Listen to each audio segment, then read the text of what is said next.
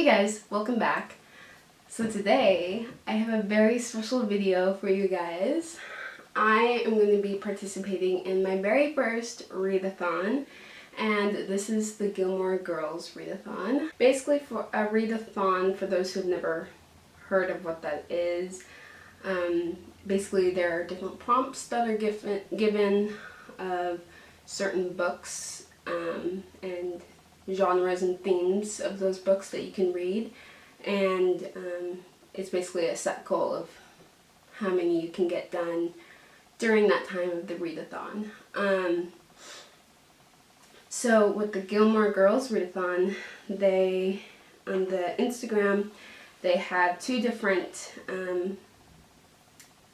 prompts, two different categories of prompts that you can choose from. And one is like a bingo, readathon bingo, and it has a lot of options, which means a lot more books, or even what you can put into one book.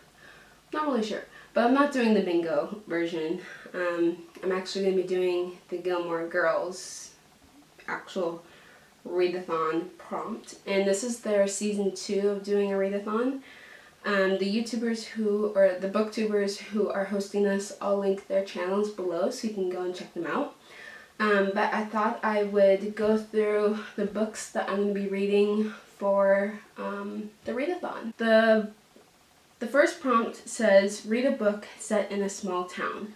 So I chose Pride and Prejudice. This was actually a book I was supposed to read in high school, but I did not finish it. I read half of it.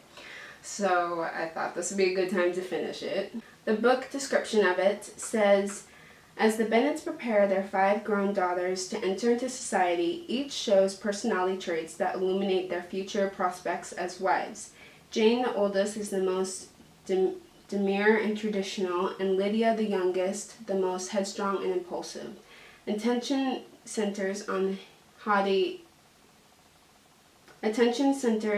second-born Elizabeth and her blossoming relationship with the dashing but aloof Fitzwilliam Darcy. Adversaries at first in the endless rounds of balls, parties, and social gatherings, they soon develop a grudging respect for one another that blossoms into romance when each comes to appreciate the tender feelings that course beneath the veneer of their propriety and reserve. I had to read that on my phone because I got like the special edition kind at Barnes & Noble. Or maybe this came from Costco. I don't know. I don't know. I got this like special edition kind, but it didn't have the description on it. But yeah, I'm excited. I love the story of Pride and Prejudice, so I'm excited to finish it. Next is read a book that features a mother-daughter relationship. So I chose Where'd You Go, Bernadette. My cousin had just given me this. And it says, when 15-year-old B claims a family trip to Antarctica as a reward for perfect grades, her fiercely intelligent but agoraphobic mother, Bernadette, throws herself into precautions for the trip. Worn down by years of trying to live the Seattle life she never wanted, Bernadette is on the brink of a meltdown. As disaster follows disaster, she disappears, leaving her family to pick up the pieces, which is exactly what B does, weaving together emails, invoices, and school memos to reveal the secret past that Bernadette has been hiding for decades. Where'd You Go, Bernadette is an ingeniously entertaining novel about a family coming to terms with who they are and the power of a daughter's love for her imperfect mother. So I've heard a lot about this book and I've seen a lot of people reading it, so I am very curious and I'm excited to get into that one. The next one is read a book set during fall/winter.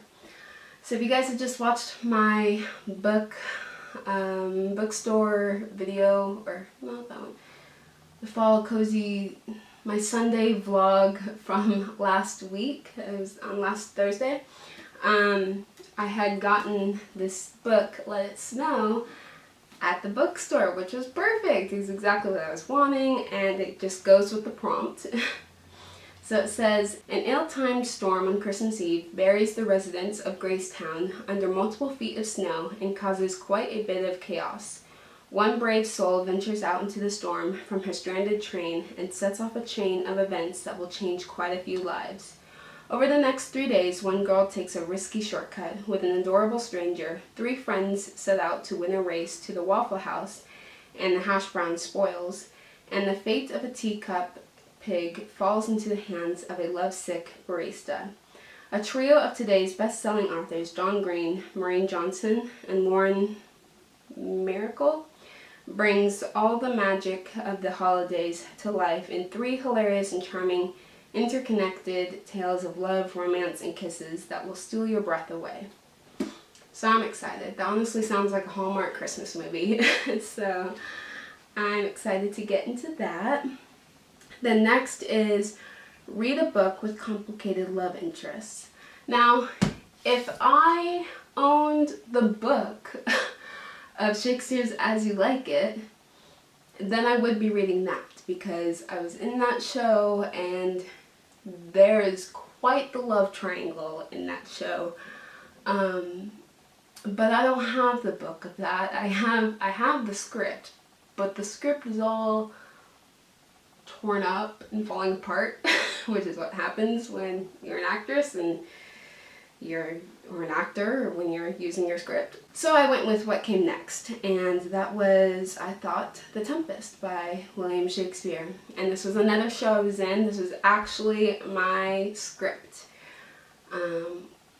Yeah, this was the book that we had to use. This was my script. I played Ariel in The Tempest, and you know, sorry, it's a little windy, so you may hear some of the wind and branches outside. So the reason why I chose The Tempest to have it be like a complicated love interest is just the fact that my character, Ariel, who's a spirit, she likes to cause a little bit of chaos, and she caused a little bit of chaos with the love interests in the show. So she made other people's lives complicated, which was fun. But yeah, this is my script. It's highlighted. Wait, where'd it go? There's like one part where yeah, see, it's, can you see that? Okay, can you see that pink spot? Those are my lines. Oh, this brings back. The Tempest was actually, or is actually, my favorite show I've ever been in. So I'm so excited to reread the script again. Oh my gosh. I should probably pull up a description of what the show is about, because I'm terrible at describing shows that I'm in. So again, this didn't really have the description on the back of it, so I'll be reading it from my phone. But the description is, putting romance on stage, The Tempest gives us a magician, Putting romance on stage, The Tempest gives us a magician, Prospero, a former Duke of Milan, who is displaced by his treacherous brother Antonio. Prospero is exiled on an island where his only companions are his daughter Miranda, the spirit Ariel, and the monster Caliban. Gosh, this brings back memories. When his enemies are among those caught in a storm near the island, Prospero turns his power upon them through Ariel and other spirits. The characters exceed the roles of villains and heroes. Prospero seems heroic, yet he enslaves Caliban and has an appetite for revenge. Caliban seems to be a monster for attacking Miranda, evoking the period of colonialism during which the play was written. Miranda's engagement to Ferdinand, the Prince of Naples, and a member of the shipwrecked party, helps resolve the drama. But yeah, so I thought this would be a good read, and Ariel is the one who caused some drama, which was fun. So I wanted to read that. Read a book by an Asian author or has Asian representation. This was really hard because, you know, if you had read my October wrap-up, this was hard because if you guys had seen my October book wrap-up video, you would have known that I had read The Sun is Also a Star, which Daniel, the character in it, he is Korean American. But I just finished that. So I had to do some digging, and my cousin had just given me Little Fires Everywhere. And the description is in Shaker Heights, a placid, progressive suburb of Cleveland, everything is planned from the layout of the winding roads to the colors of the houses to the successful lives its residents will go on to lead. And no one embodies the spirit more than Elena Richardson, whose guided principle is playing by the rules. Enter Mia Warren, an enigmatic artist and single mother who arrives in this idyllic bubble with her teenage daughter Pearl and rents a house from the Richardsons. Soon, Mia and Pearl become more than tenants. All 4 Richardson children are drawn to the mother/daughter pair, but Mia carries with her a mysterious path and a disregard for the status quo that threatens to upend this carefully ordered community. When old family friends of the Richardsons attempt to adopt a Chinese-American baby, a custody battle erupts that dramatically divides the town and puts Mia and Elena on opposing sides. Suspicious of Mia and her motives, Elena is determined to uncover the secrets in Mia's past. But her obsession will come at unexpected and devastating costs. So I thought this would be an interesting book to read. But also, when it said adopt a Chinese-American boy, I'm like, I think that's as close I'm going to get right now. I definitely want to expand my library and have more representation in my library. Then the next prompt is to bake a fall treat and watch your favorite episode. What is my favorite episode? I don't know. I don't know if I have like a specific favorite. I mean, I have a few that are like my top favorites. But I mean, I love the pilots. I love the first episode. I love the introduction shows of TV, or the introduction episode of TV episode. Oh my gosh, I cannot talk. I love the introduction episode of TV shows. So I think I might watch that, but then again, the day that I watch it may change. But yeah, I don't know which one I'll probably watch. And then I'm planning on making apple crisp, maybe. But I'll be doing a baking vlog so you guys can see what I make. Then last but not least, the last prompt is read the next book in the series you haven't finished. There are a couple books I have to a couple series, but I've been continuing with listening and reading to Harry Potter. If you guys know that I started reading Harry Potter in October, so I'm going to be continuing listening to that because I want to try to finish the series, but I actually wanted to get like a specific book in a series that I wanted to read. And you know, the only one that came to mind was The Ballad of Songbirds and Snakes. I actually found this at my used bookstore. And I guess it's like the next book in the series because Suzanne Collins, she wrote The Hunger Games, and this is her most recent book, and it's about President Snow, and it like kind of goes back in time. So it's like the next book in the series, or it's like the part 2, or not part 2, but it's like the next part in the series. So I got it. I'm very curious. I loved The Hunger Games when I read it in high school. I didn't like Mockingjay. I actually got rid of that book. But I like Hunger Games and Catching Fire. Those are my top 2 favorites. So, let me read the description. It is the morning of the reaping that will kick off the 10th annual Hunger Games. In the capital, 18-year-old Coriel... How do you say his name? I've never said his first name. Coriel... I'm just going to say Snow. 18-year-old Snow is preparing for his one shot at glory as a mentor in the games. The once mighty house of Snow has fallen on hard times, its fate hanging on the slender chance that Snow will be able to outcharm, outwit, and outmaneuver his fellow students to mentor the winning tribute.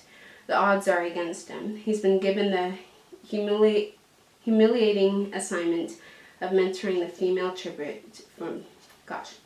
The odds are against him. He's been given the humiliating assignment of mentoring the female tribute from District 12, the lowest of the low. Their fates are now completely intertwined. Every choice of Oh my word.